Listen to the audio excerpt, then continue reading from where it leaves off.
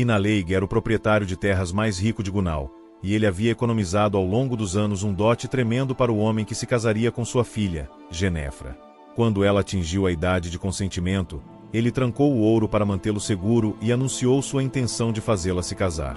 Ela era uma moça bonita, uma estudiosa, uma grande atleta, mas de aspecto severo e taciturno. Esse defeito de personalidade não incomodava seus pretendentes em potencial mais do que seus traços positivos os impressionavam.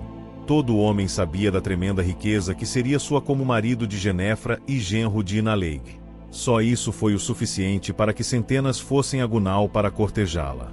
O homem que se casará com minha filha, disse Inaleig aos reunidos, não deve estar fazendo isso puramente por avareza. Ele deve demonstrar sua própria riqueza para minha satisfação. Este simples pronunciamento removeu uma vasta maioria dos pretendentes, que sabiam que não poderiam impressionar o proprietário de terras com suas escassas fortunas. Algumas dezenas se apresentaram em poucos dias, vestidos com fino tecido quilarque de prata afiada, acompanhados por servos exóticos, viajando em carruagens magníficas. De todos os que vieram e encontraram a aprovação de Inaleig, nenhum chegou de forma mais resplandecente que Velin na Erilik. O jovem, de quem ninguém nunca tinha ouvido falar, chegou em uma carruagem de ébano brilhante puxada por uma equipe de dragões, suas roupas de fabricação mais rara e acompanhado por um exército dos servos mais fantásticos que qualquer um de Gunal já tinha visto. Valetes com olhos em todos os lados de suas cabeças, criadas que pareciam fundidas em pedras preciosas. Mas isso não foi suficiente com Inaleig. O homem que se casar com minha filha deve provar ser um sujeito inteligente, pois eu não teria um ignorante como genro e sócio, declarou ele. Isso eliminou uma grande parte dos pretendentes ricos, que, por suas vidas de luxo, nunca precisaram pensar muito, se é que precisaram. Ainda assim, alguns se apresentaram nos dias seguintes, demonstrando sua inteligência e aprendizado, citando os grandes sábios do passado e oferecendo suas filosofias de metafísica e alquimia. Velin na Erilik também veio e convidou Inaleig para jantar na vila que ele havia alugado fora de Gunal. Lá, o proprietário viu dezenas de escribas trabalhando em traduções de tratados de Aldmeri e apreciou a inteligência um tanto irreverente, mas intrigante, do jovem. No entanto, embora estivesse muito impressionado com Velin na Erilik, Inaleig tinha outro desafio. Eu amo muito minha filha, disse Inaleig, e espero que o homem que se casar com ela a faça feliz também. Se algum de vocês a fizer sorrir, ela e o grande dote são seus. Os pretendentes se alinharam por dias, cantando suas canções, proclamando sua devoção, descrevendo sua beleza nos termos mais poéticos. Genefra apenas olhou para todos com ódio e melancolia. Inaleig, que estava ao seu lado, começou a se desesperar finalmente.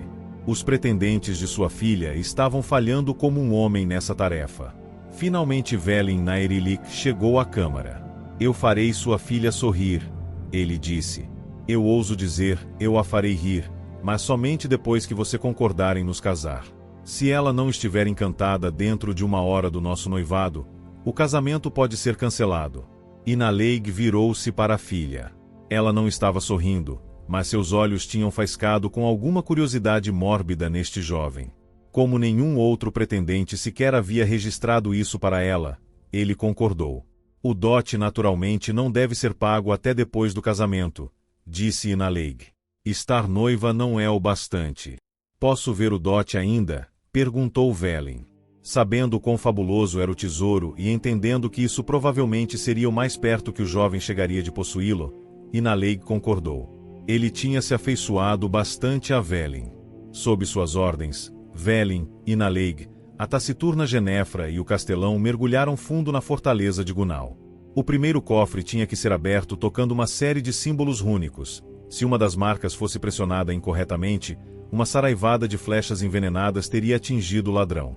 Inaleig estava particularmente orgulhosa do próximo nível de segurança.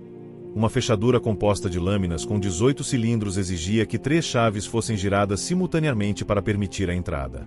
As lâminas foram projetadas para eviscerar qualquer um que simplesmente abrisse uma das fechaduras. Finalmente, eles chegaram ao depósito.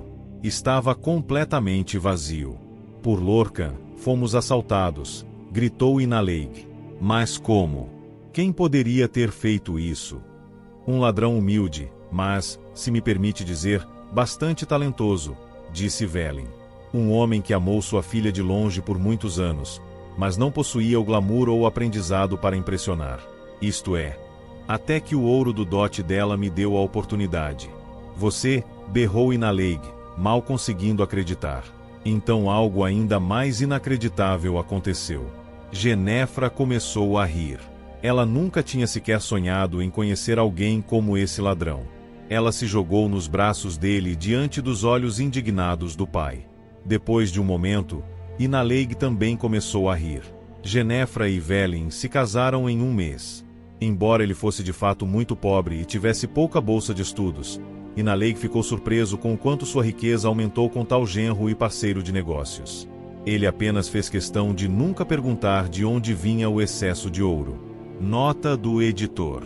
A história de um homem tentando ganhar a mão de uma donzela cujo pai, geralmente um homem rico ou um rei, testa cada pretendente é bem comum. Veja, por exemplo, o mais recente De Fursuitors of Benita de Jolie Olives. O comportamento dos personagens é bem fora do personagem dos Dwemer. Ninguém hoje sabe seus costumes de casamento, ou mesmo se eles se casaram. Uma teoria um tanto estranha sobre o desaparecimento dos anões veio deste e de alguns outros contos de Marobar Sul. Foi proposto que os Dwemer nunca, de fato, partiram. Eles não partiram de Nirn, muito menos do continente de Tamriel, e ainda estão entre nós, disfarçados. Esses estudiosos usam a história de Azura e a Caixa para sugerir que os Dwemer temiam Azura, um ser que eles não conseguiam entender nem controlar, e adotaram as vestimentas e maneiras de Shimmer e Altmer para se esconderem do olhar de Azura.